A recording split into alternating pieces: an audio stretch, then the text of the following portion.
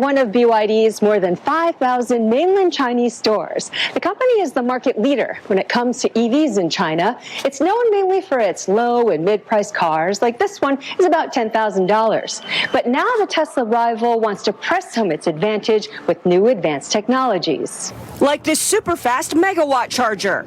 BYD claims that with certain models, like this Han L, you could charge up as quickly as you would filling up at a gas pump, 250 miles in 5 minutes.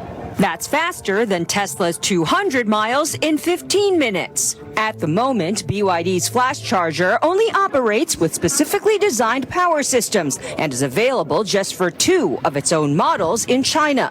However, the company says 500 are already built, with plans to roll out 4,000 across the country. In addition, BYD has a new system that allows a car to use 2 plugs to charge up at once. The company hopes to run its competition off the road with autonomous driving, too. BYD says that it wants as many people as possible to use its self-driving technology, so it's offering it for free.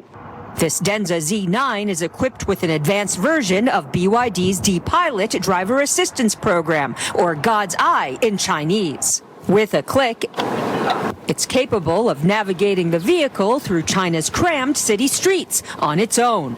The system, though, does require drivers keep their hands on the steering wheel and disengages if they don't. Another standard smart feature, helping drivers maneuver in tight spaces. Using this screen, I can angle the rear of the car to scooch in the small lane.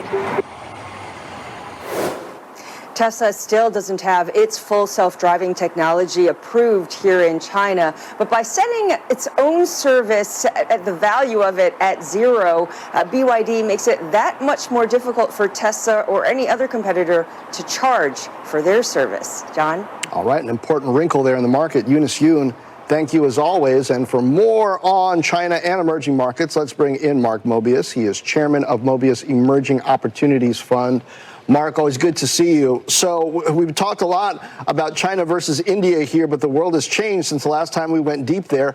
How do you see it? Well, India is still the story. India is doing very well, and I believe India is going to be benefiting from what's happening with China and the U.S. How so? How so? I mean, I know we talked about Apple and some shifts there, but beyond that, what do you see? A lot of other things, a lot of manufacturing requiring high labor input would go to India, obviously, because India's got over 1.2 billion people. So that's one point. The other point is that India is gradually coming to an agreement with the U.S. on tariffs. I believe they will reach some agreement. And when that happens, that, of course, will be very positive for India. Do you see opportunity for Latin America? To some extent, but not as much, because Latin America, for some reason, has not stepped to the plate in terms of manufacturing and in terms of coming to the table and opening up their markets.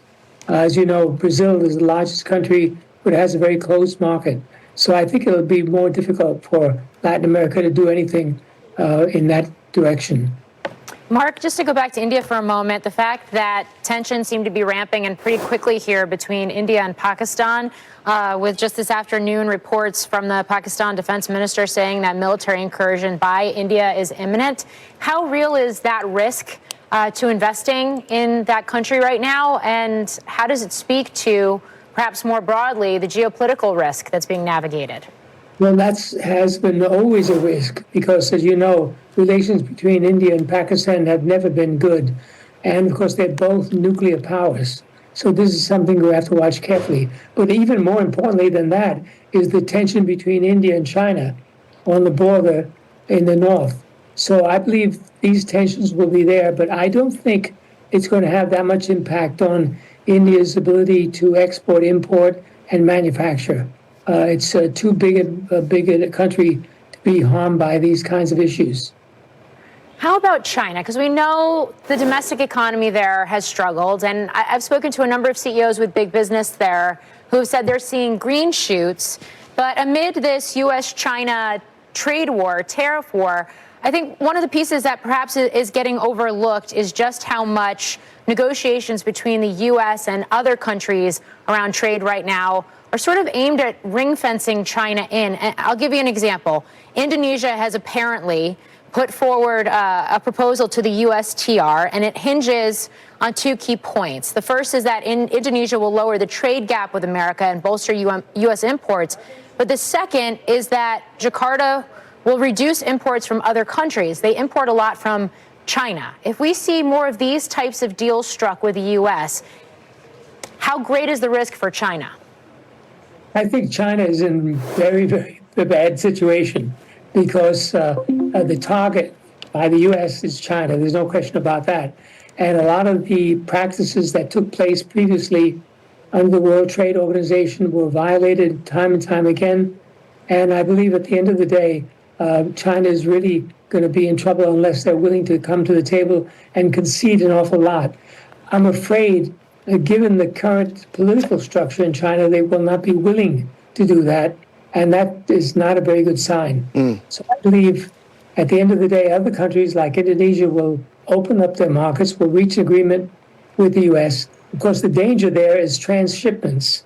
The U.S. is going to watch very carefully any transshipments of Chinese goods going through Vietnam, Indonesia, and all these other countries will be severely curtailed. Okay. Mark Mobius, as always, thank you. Thank you. Well, up next, a trio of top tech executives